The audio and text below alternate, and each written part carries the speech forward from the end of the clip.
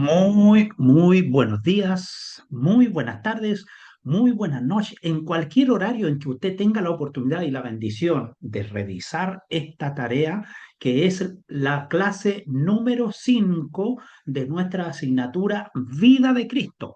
Y con mucho cariño, con mucha pasión, con mucho fervor, hemos ido realizando paso a paso para compartir con cada uno de ustedes. En la clase recién que ya hemos concluido la semana anterior, la clase número 4, estuvimos viendo ahí los antecedentes, las profecías que desde el Génesis nos hablan del advenimiento del Mesías en cuerpo a esta tierra para cumplir el propósito divino del Dios eterno, derramar su sangre por el amor del Espíritu de cada uno de nosotros, por librar nuestras almas del infierno.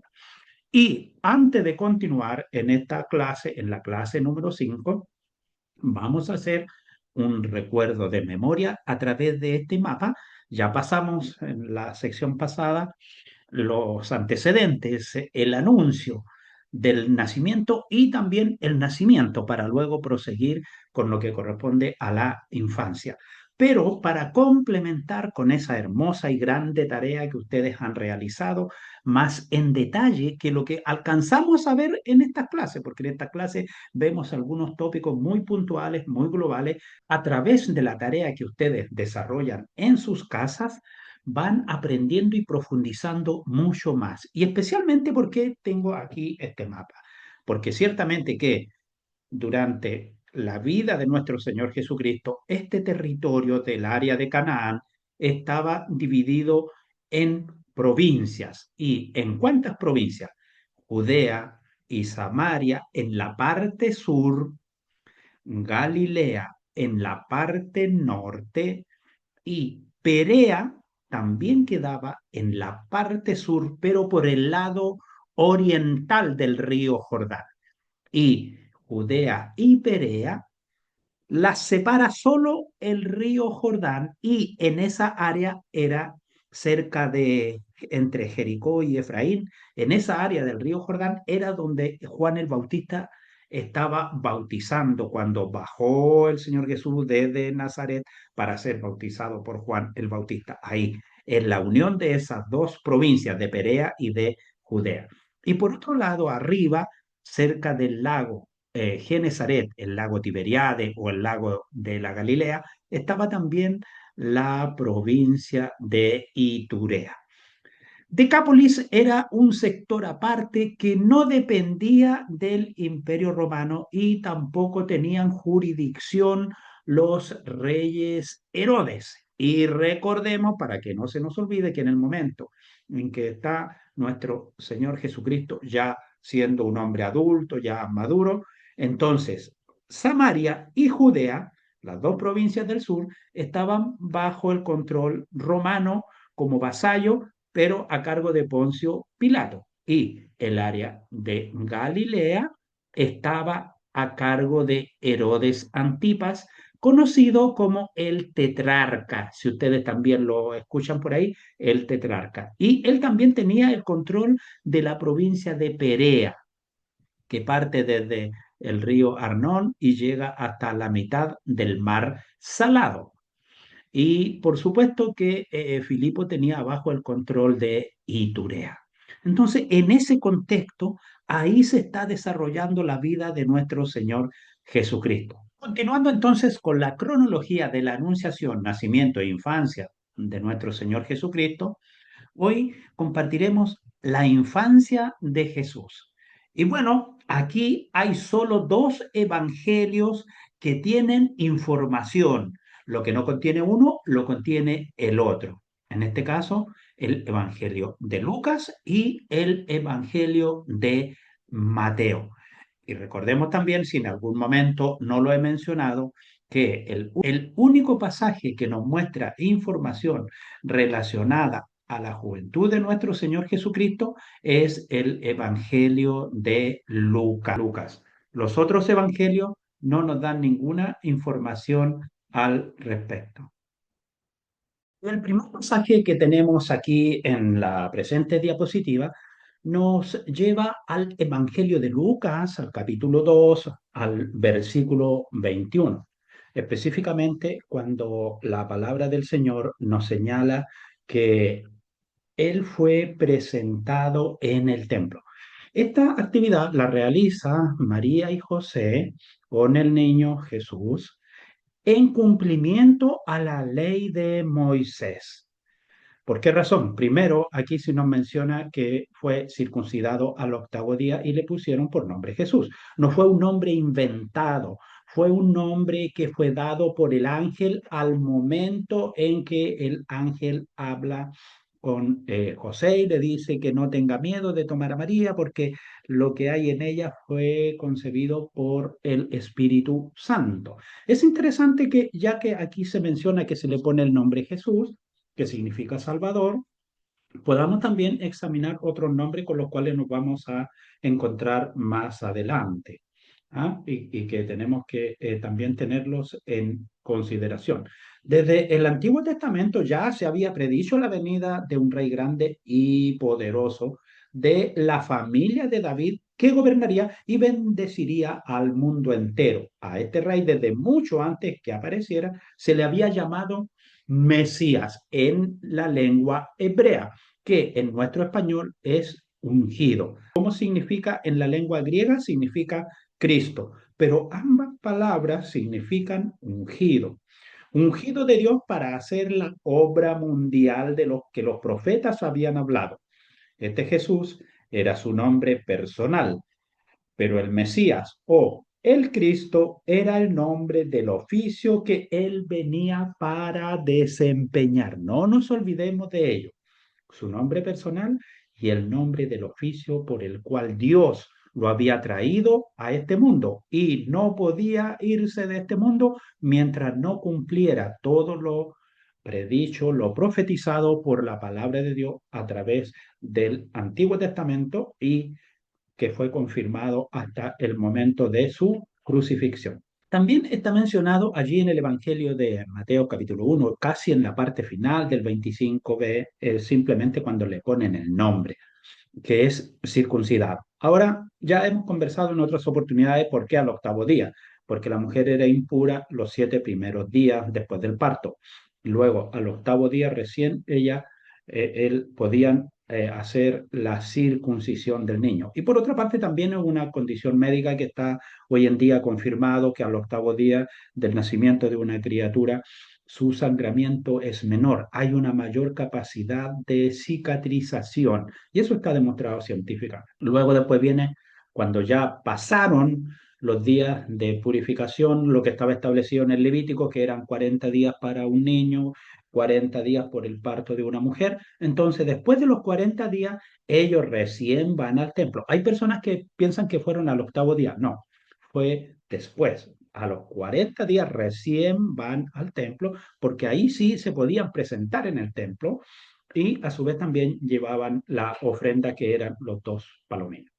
Ahora nosotros vemos en todo este pasaje, lo podemos estudiar muy minuciosamente, pero no es el propósito de esta lección, sino que darnos a nosotros una panorámica y ustedes a través de los estudios de los evangelios y el estudio de estas citas paso por paso, parte por parte, pueden ir examinando y a su vez descubriendo lo que contiene el evangelio de Mateo, lo que contiene el evangelio de Lucas y que no lo encontramos por ningún motivo en el Evangelio de Marcos y tampoco en el Evangelio de Juan, porque el enfoque de ellos es distinto. Marcos es un evangelio operativo y Juan nos presenta a nuestro Señor Jesucristo desde la mirada de la divinidad, desde el corazón, desde el espíritu de nuestro Señor Jesucristo. Ahora, continuando ahí en el mismo capítulo 2 en el versículo 25 al 35 está esta hermosa enseñanza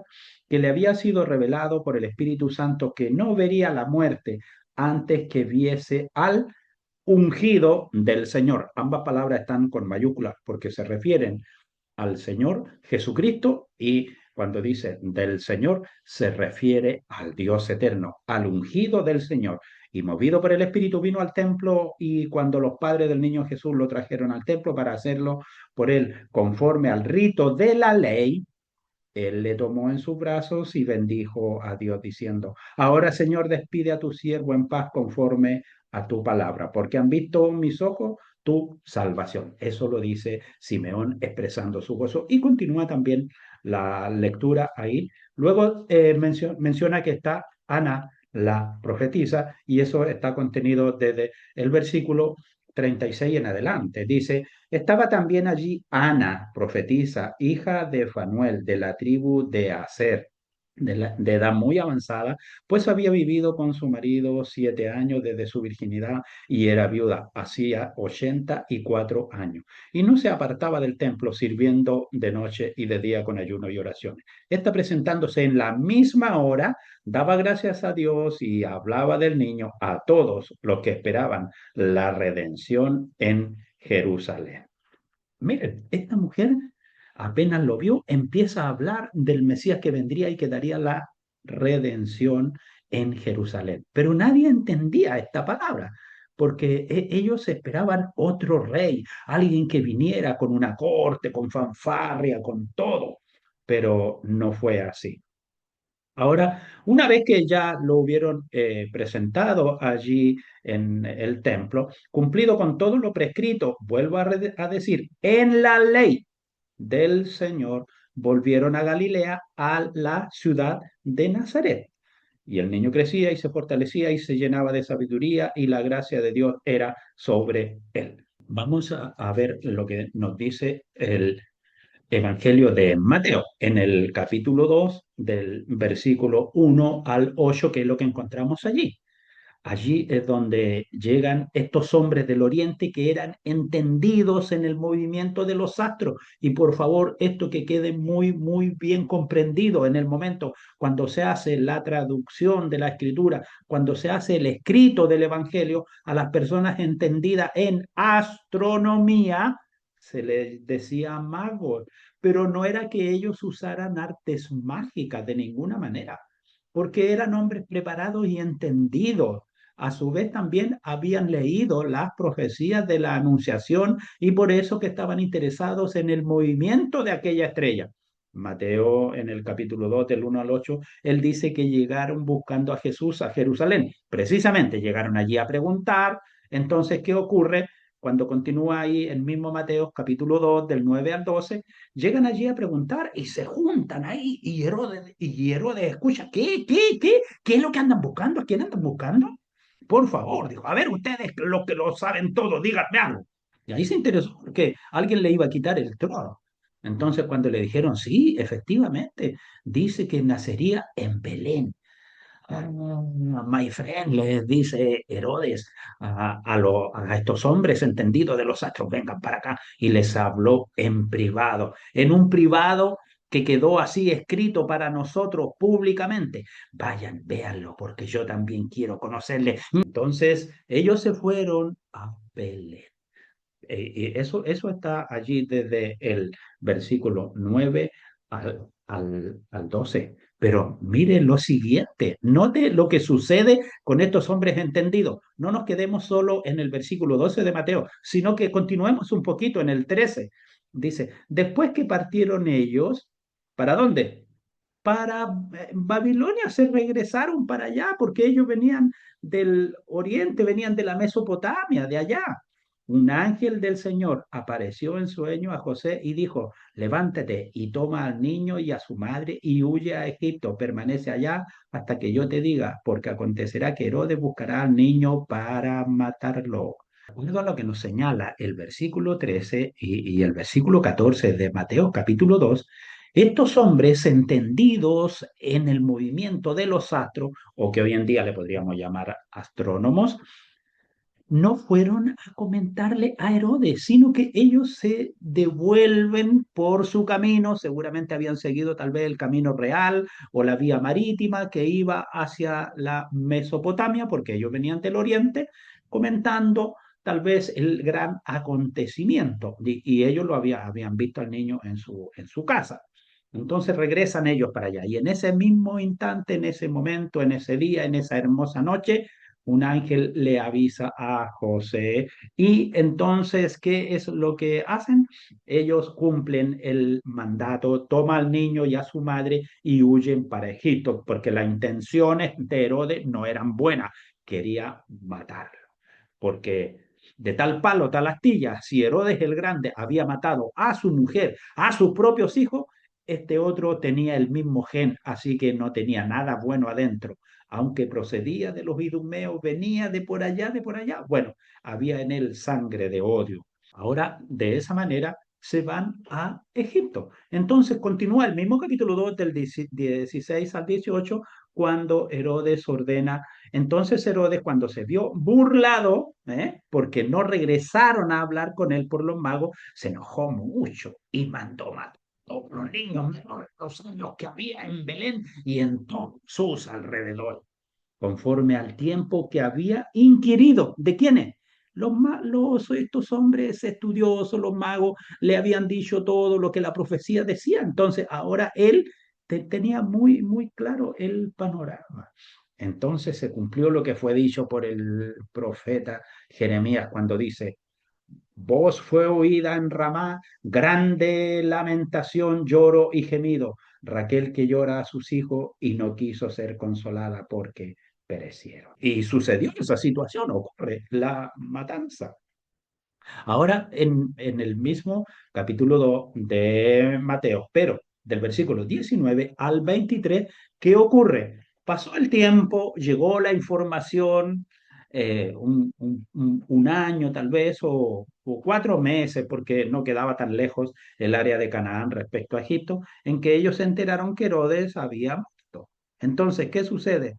Dice Mateo 2 del 19 al 23 que ellos regresaron a Egipto. Después de muerto Herodes, he aquí un ángel del Señor apareció en sueño a José en Egipto diciendo: levántate, toma al niño y su madre y vete a tierra de Israel porque ha muerto los que procuraban la muerte del niño. Es decir, no era solamente Herodes, porque Herodes había dado una orden y de esa orden había todo un séquito envuelto en cumplir la orden que había dado el rey.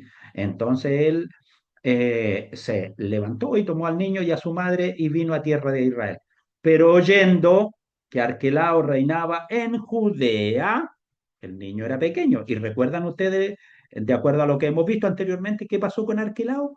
Este era tan cruel y tan malo, era tan cruel y tan malo, fue verdaderamente como había sido su padre, trataba muy, muy mal a los judíos porque él era el que tenía el control de qué provincia, de Judea y de Samaria. Entonces incluso había ordenado matar a 3.000 judíos. Y escuchando que ese hombre malo estaba ahí, veamos lo que sucede, dice la escritura. Tuvo temor de ir allá, pero avisado por revelación en sueño, se fue a la región de Galilea, a la provincia de Galilea. ¿Quién estaba gobernando allí? Herodes el tetrarca o Herodes Antipa.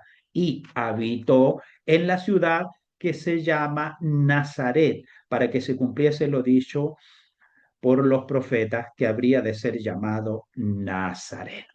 ¿Se dan cuenta, amados hermanos, cuando en nuestro corazón, en nuestra mente, en nuestro pensamiento, todas las cosas están en las manos de Dios?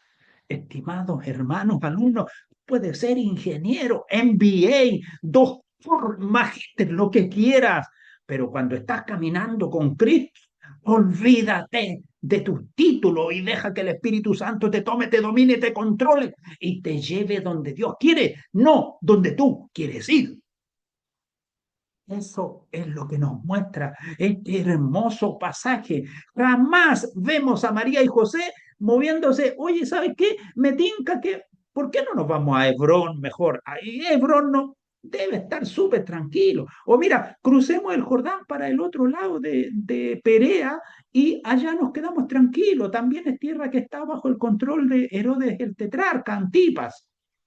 No, se movieron porque Dios los movía. ¿Te das cuenta, hermano? Lo que pasa cuando es Dios quien nos mueve y no cuando nosotros queremos movernos. Te estás moviendo tú. ¿Te estás moviendo al estilo Frank Sinatra, a tu manera, a mi manera?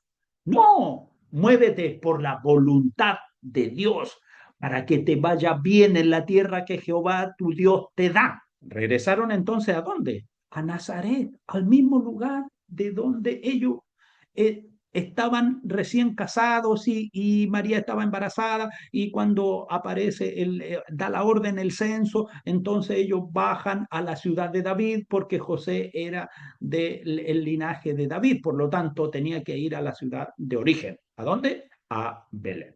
Ahora, esa misma enseñanza también nosotros la encontramos en el Evangelio de Lucas, en el capítulo 2, porque del capítulo 3 en adelante se menciona otra enseñanza. Ahora, en una forma muy breve, menciona aquí Lucas capítulo 2, del versículo 39 al 40, dice, después de haber cumplido con lo prescrito en la ley del Señor, volvieron a Galilea, a su ciudad de Nazaret. Y el niño crecía y se fortalecía y se llenaba de sabiduría y la gracia de Dios era sobre él. Pero Lucas no menciona el tiempo en que ellos tuvieron que huir a Egipto. Eso está mencionado en el Evangelio de Mateo. Luego continúa Lucas, pero ya ahora, Lucas capítulo 2, del versículo 41 al 50, menciona la visita a Jerusalén. Dice el 41, iban sus padres todos los años a Jerusalén en la fiesta de la Pascua. Y cuando tuvo 12 años, subieron a Jerusalén conforme a la costumbre de la fiesta.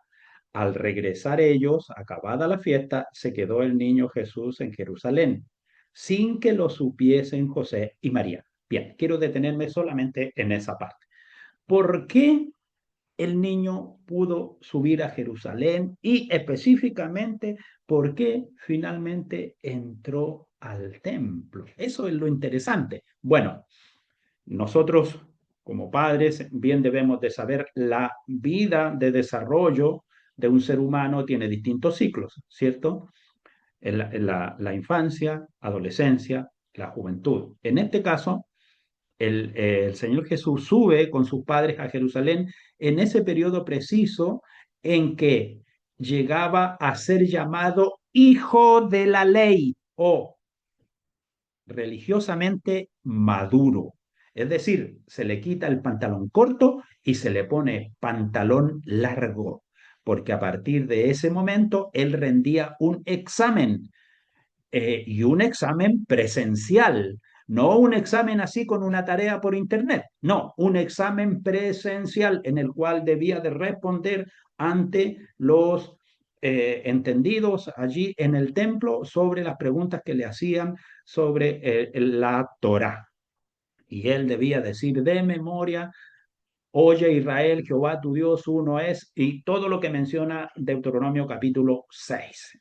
Y luego, después de ese examen, él quedaba aprobado, pasaba a ser hijo de la ley y a su vez también se convertía en un religioso adulto que podía ser parte también de un culto en una sinagoga, la reunión en una sinagoga se abría con un mínimo de 10 personas. Él ya podía ser parte de eso. Esa es la importancia que tiene este pasaje. Y hay personas que lo miran así y dicen, oh, qué inteligente eres niñito, oh, qué hermoso. No, por favor, no hable fábula, no hable mentiras. El Señor Jesús estaba rindiendo su examen. Mi pregunta es, ¿has rendido tú tu examen en la iglesia?